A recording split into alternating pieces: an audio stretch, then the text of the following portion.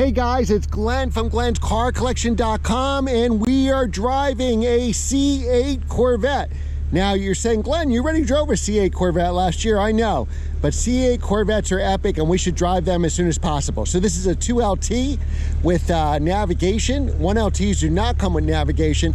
And it also, 2LTs, you can also get that camera, that rear view camera, that's actually a camera in the rear view mirror, so that looks pretty cool. So this is a new color for 2021. This is a 2021 model with about 1,800 miles on it with red mist. It's the new red mist paint. That's the hot color.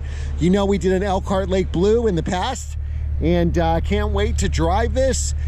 They are great cars. I'm so glad they're mid-engine. Let me know, would you rather the C8 have stayed front engine or mid-engine? Would you rather it be offered in a manual or in the dual clutch that it's offered? And let's take it for a spin and learn all about it.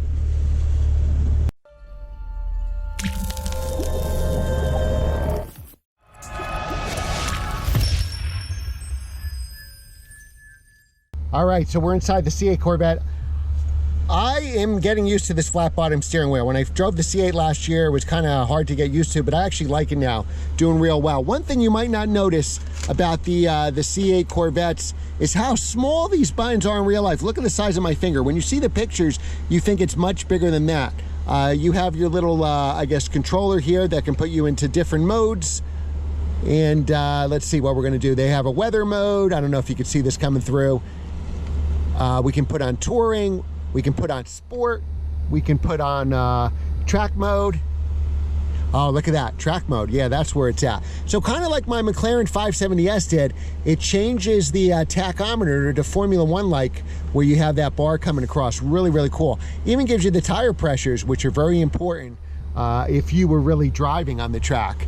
And here is another feature, I believe only available on 2LT or higher. We're driving the Target Top here, 2LT. So this is actually a mirror using the cameras, I'm sorry. So your rear view mirror now becomes a camera, which I think is super awesome. And then obviously this is the mirror. Now you see with the mirror, it doesn't show you too much. So with the camera, it's kind of weird seeing that because you think it's like a picture, but it's a really cool feature to have. All right, so obviously only automatic. And let's put it in drive, or we are, actually we're gonna put it in drive. We just pull up on there, same thing with reverse, pull it up. Kind of reminds me of the Acura, like the MDX and stuff like that.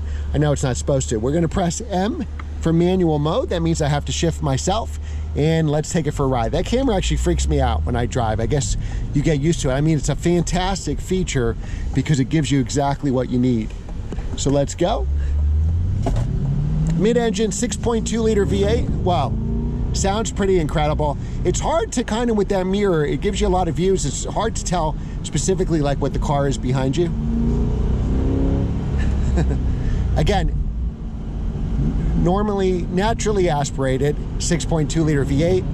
Depending whether you have the sport exhaust or not, 495 or 490 horsepower, 470 with the sport exhaust, foot-pounds of torque, and 465, I believe, without it. So we're driving in second gear now.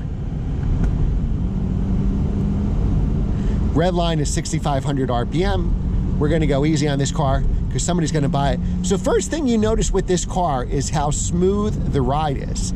I've driven a lot of cars and videos on these roads, and you see me bumping around like crazy. This car is actually a great ride with a livable ride you could actually use every day, and that's what's so impressive. You can literally make the Corvette your only car. I think we can go red on red here. All right.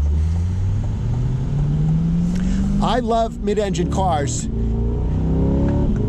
except for my S2000 and my daily drivers. This is the only, oh, and I don't know if that's gonna come out on camera, but you have the tachometer essentially showing you what's here, also on the top there.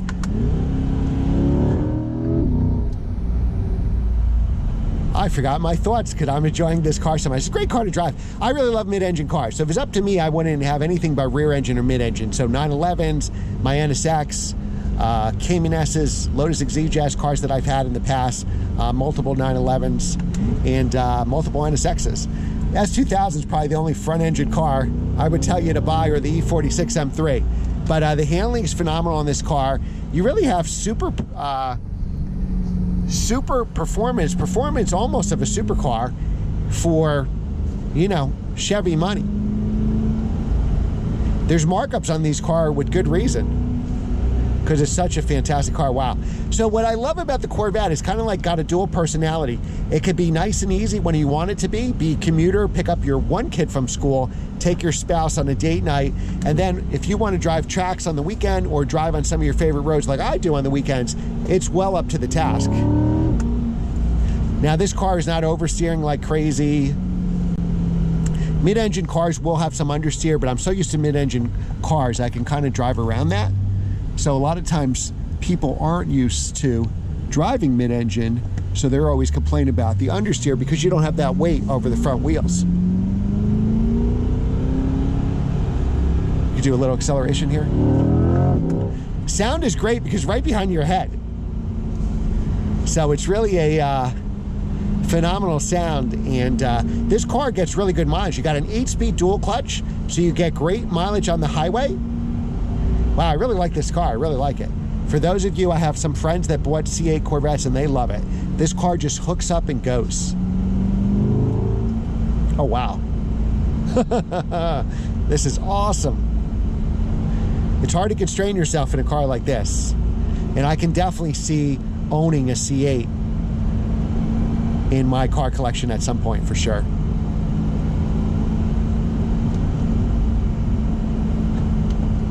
And we'll go back to those S-turns again, give you guys a little bit of a treat. We'll turn around here.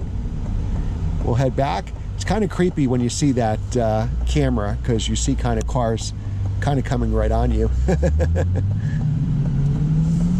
But again, so what's really impressing me so far is how smooth this ride is. And I've driven Corvettes with, the C8 Corvettes with and without mag ride, and I honestly, I'm the opposite of everybody else. I don't think you need mag ride, and maybe I'm a little spoiled from driving, you know, cars like the Lotus or very harsh cars. So to me, every other car seems super smooth. So test drive it yourself to see what you think.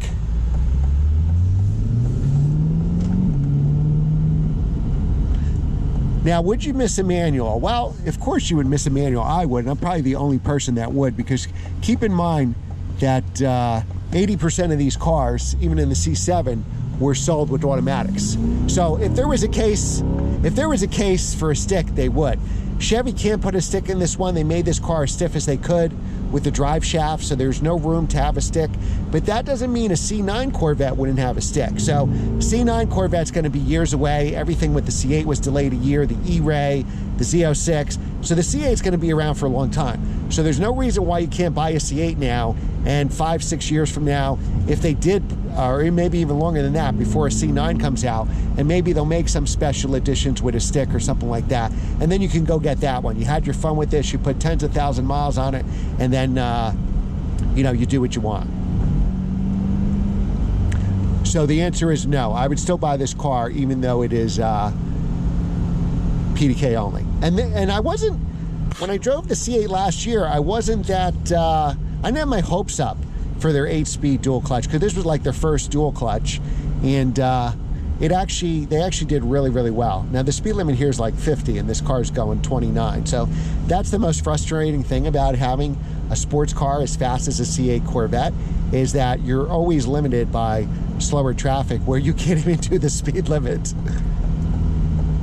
Tragic, I know, first world problems. But when you have a car like this, what you really want to do is drive it a little bit, you know? So I'll take you on these S-turns and we'll see how she handles. All right, now this is an off-camber left turn, so the road is actually going to go all the way to our right, so we really need to keep our eyes ahead. And you can just rock it out of the corner. So you have the same performance here of 911 turbos. Like, this is faster than my 911. So my 911 is base, so it has 2 turbos, but it's I guess turbo is now a trim level because they're all turbocharged, and we're going to drive a 992 turbo next, which I can't wait. I'm not sure which video I will post first, but I'm telling you, it's going to have to be really, really good for the C8. And for the prices you can get C8s, even with a markup, it's a lot of car for the money for sure.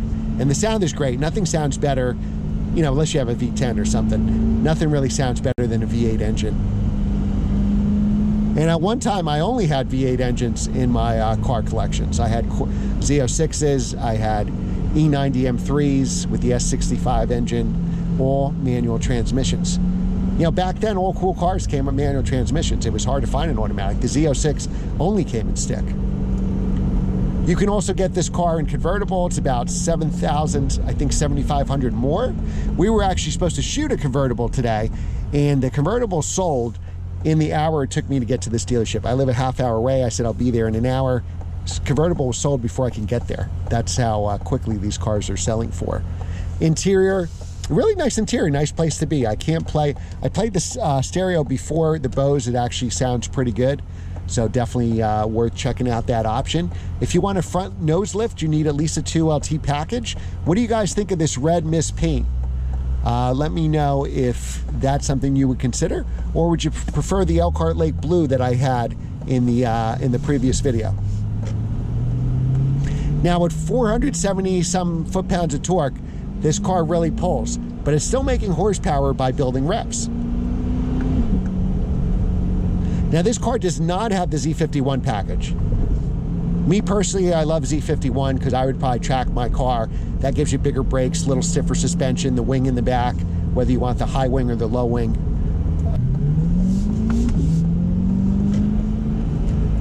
All right, so of course this is rear drive the way it should be.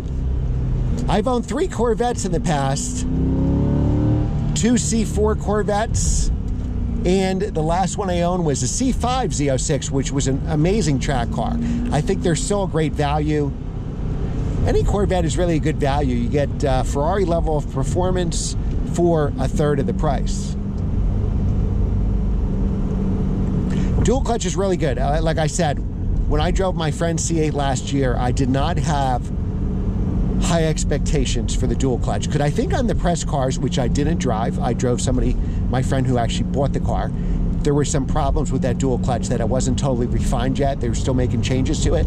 So if you see some of their press car reviews, they say the C8 wasn't that good. And I think for some of the C8s, though, the press cars too, there were a lot of understeer. And I don't know if it was really a lot of understeer because I didn't experience that in my videos and I'm not experiencing it now.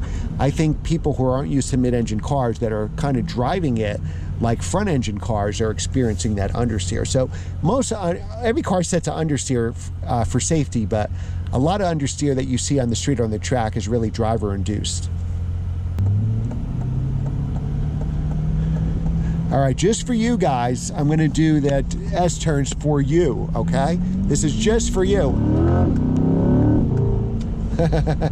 This car really pulls. I'm adhering to the speed limit, so I'm short shifting it, but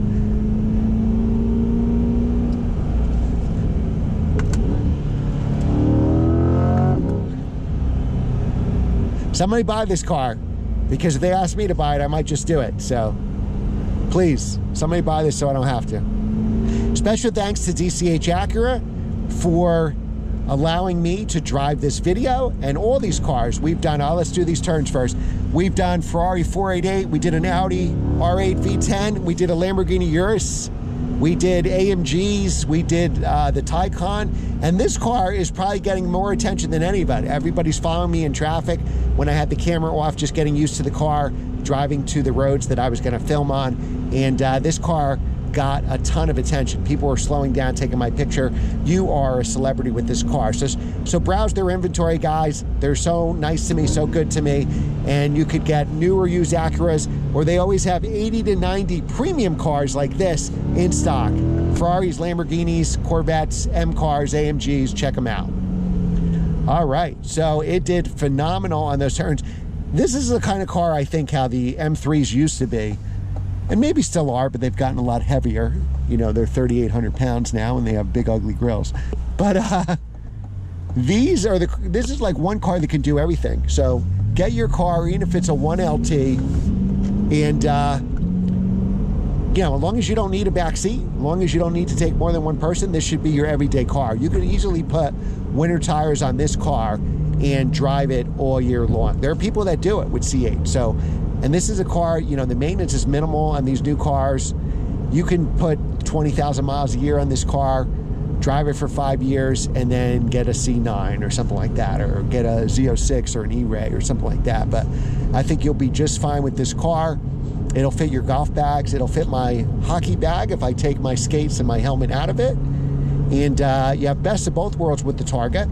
Or if you don't want to deal with the minutia for the Targa, then do the spend the extra $7,500 for the convertible. And that was the first hardtop convertible Corvette. Corvettes always had a rag top, and now they're actually hardtops.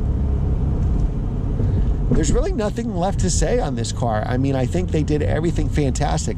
In a perfect world, all right, so there's one thing, downshifting. Let's drive it in auto mode now. I love driving stick. Downshifting was a little harsh in manual mode. It was downshifting for me. So as I was approaching the stop, it didn't wait till I was stopped and put it in first gear. It actually did that downshift for me, which was a little jerky, but it probably has to learn my driving style. And my only complaint, doesn't come in stick, but I can tell you that the dual clutch is great. Now we're in sport mode here, so the engine is not shutting off when we're stopped at the light. I believe in a comfort mode it would be. Actually, we're in track mode. All right, so we'll accelerate here. So let's see how it does in automatic mode. Okay, so it did shift. It shifted pretty well, actually. Very smooth. It is putting me in higher gears than I would be driving. I'd probably still be driving in third, and it has me in fourth for gas mileage. I can hear, so when I get to the higher RPMs, the engine gets much louder. And probably for every level we have, track, sport, comfort, it would get louder or lower. But I can tell you, even I would drive around track mode all the time because it's actually pretty comfortable in track mode. And I'm sure the throttle is more sensitive to it. Brakes work great. And if you want a brake upgrade, like you're doing a lot of track days or something, then obviously go with the Z51 package. The steering wheel does very well. I kind of like it now. I wasn't that crazy about when I first got it, but it is something I would be fine with. You have your start button here. So this kind of changes your mode. You do this little dial underneath. This is how you shut the radio off. I forgot how to shut the radio off, and the satellite radio was going and I didn't know what to do. Your park button, again, your manual button, your mirror controls here. These would be your Bose speakers if you have Bose. Then you have all your OnStar up top here, and you have this removable panel. It's really hard. So the difference between the coupe and the convertible, the biggest difference visually is that you could see the engine on the coupe like this one. You cannot see it on the convertible because of that hardtop structure. All right, so now that we tried auto mode, thank you very much, computer. I'm going to do manual mode because I just prefer it. If I can't have a manual, I'm going to do manual mode. And I know most people don't like that because it is faster, obviously, if you drive in automatic mode, because it knows it'll keep you in the right gear, just like Porsche's PDK. But I prefer to have some involvement. Green light. All right.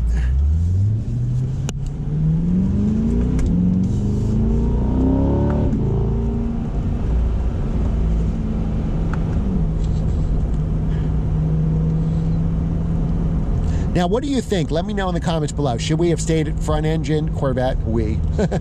Or should it be mid-engine? I vote for mid-engine. There's no wrong answer.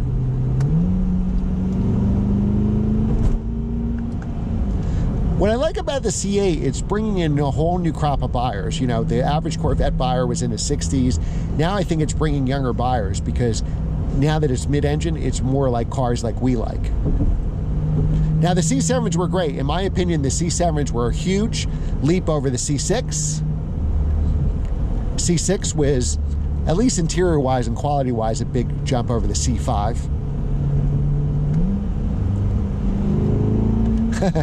I just downshift and accelerate. That's what I would do. Like, that would be my thing. All right, so we're almost back here in Verona, New Jersey to DCH Acura. So I'm going to end the video here. Thanks again for allowing them to drive. If you want any car in their inventory, just call Tim, the general manager, and just tell him that Glenn sent you, and I will see you for the next review. Thanks for watching.